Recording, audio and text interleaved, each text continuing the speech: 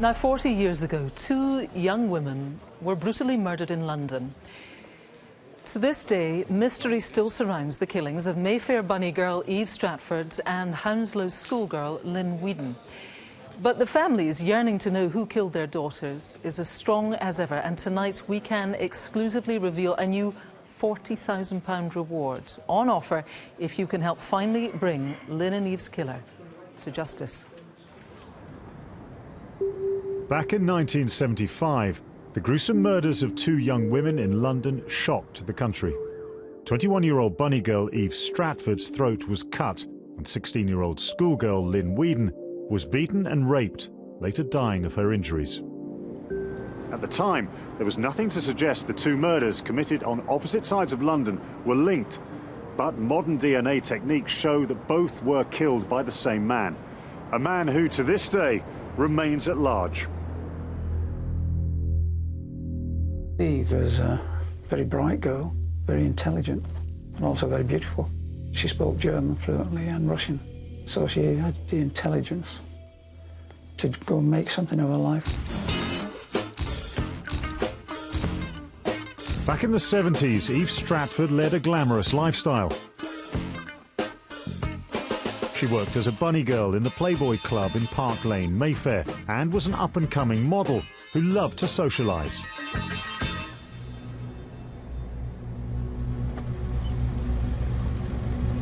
But on Tuesday, March the 18th, 1975, Eve was found murdered at her flat in East London. I was working in Zaire, and I was told that my daughter had had an accident, and so they flew me home. It was only when I got to London, it was a Sun newspaper with a photograph of my daughter saying she'd been brutally murdered. And that was the first I'd heard about it. Police immediately launched a full-scale investigation and started to trace Eve's movements on the day of her death.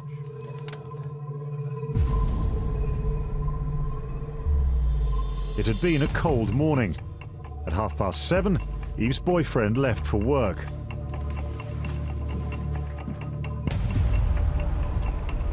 The landlord collected their weekly rent at around 9 a.m.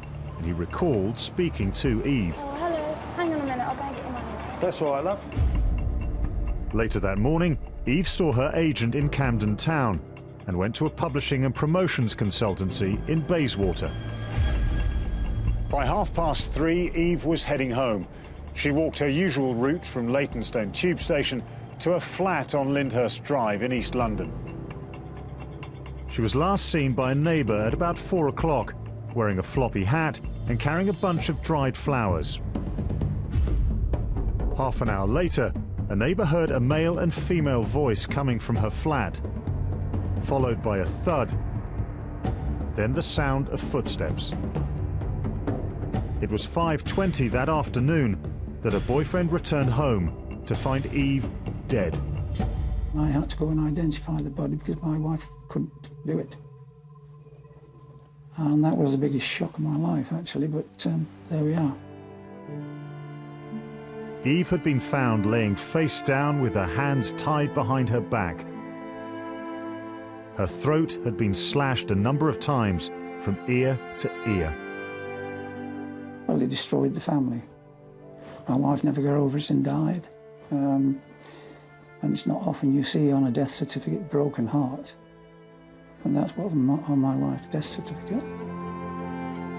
Despite all the headlines and all the leads the police followed, nothing came of it. When things like this happen to you, you say, if there's a God up there, please don't let it happen to anybody else. But it did. Eve wasn't the only victim. The killer struck again just 6 months later. Lynne Weedon was very different from Eve. She was 16 years old and lived at home with her parents in Hounslow, West London. I would think she was probably almost the perfect daughter that anybody could have had. And I'm not just saying that because she was my daughter. everybody was, you know, the same opinion. She would get on with everybody without any fuss and hassle. She would accept most people without any trouble at all. That night, Lynne had gone out to celebrate her O-level results with friends. She would always tell me where she was going, but let's look, youngsters, I mean, their age, even now, they will not tell mum and dad exactly what's going on. At around 11 o'clock that night, Lynne left the Elm Tree pub on New Heston Road and began her journey home with friends. She parted company with them here on the Great West Road, where she crossed over and continued her journey home alone down this alleyway, known as Short Hedges. She had been told not to come down the alley, not to come home without company. She knew, you know, we were at the end of a phone, she could always phone and somebody would go and pick her up.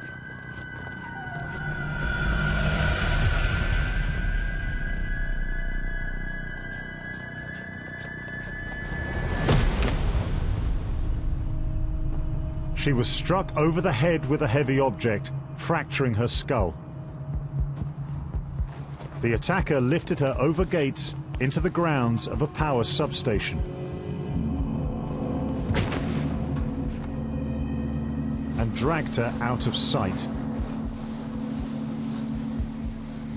He then raped her. I went to bed as usual, you know, I suppose about 10 o'clock-ish. In retrospect, perhaps I shouldn't have.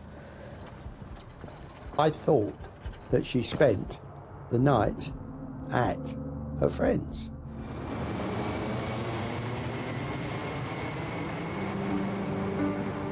It was 7:30 the next morning when Lynne was spotted. She was still alive and was taken to hospital but never regained consciousness. She died a week later. I still often think of Lynne when I'm walking the dog, because that was Lynne's. Lynne loves dogs, loved her dog, and I often think of Lynne and talk to Lynne on the way around. I've always made a point of having some of her things still around. I wouldn't like to, you know, clear everything away, so some of her things are still around. I don't know, you get to the point where where you've got to stop thinking what if, you know, you've got to just carry on with life as it is. That's life, I'm afraid.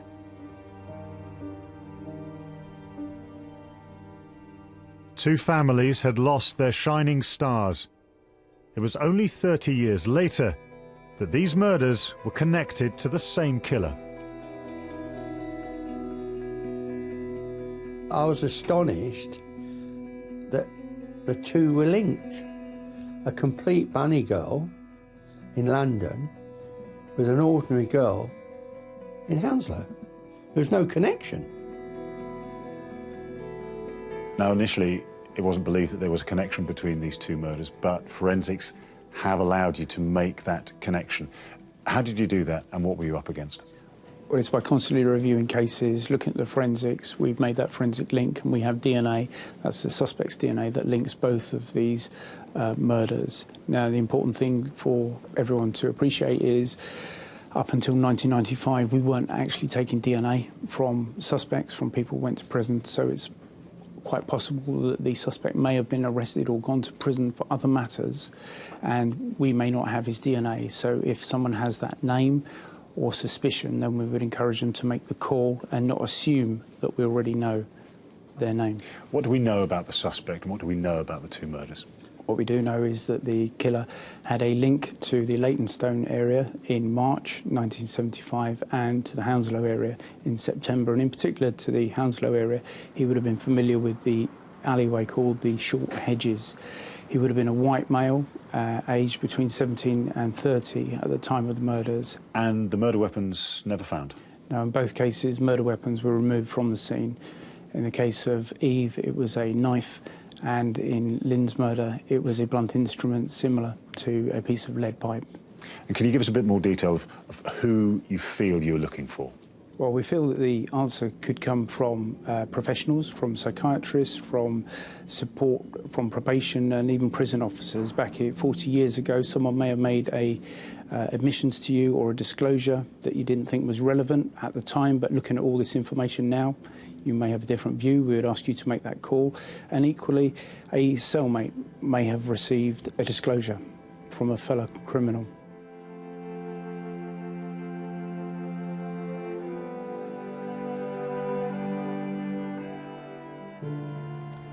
Two young women brutally murdered in the space of 6 months by the same man.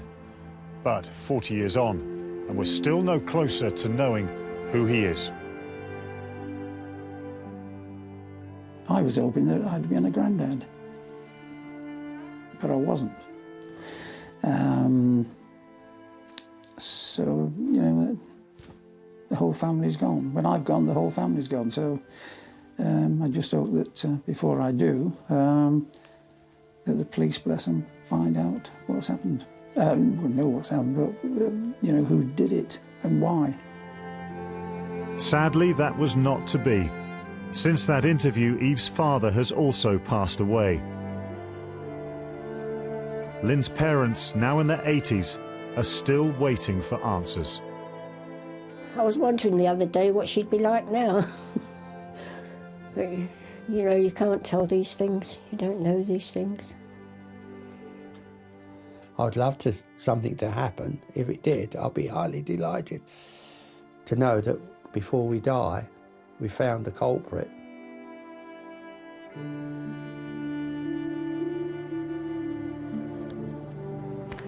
Well,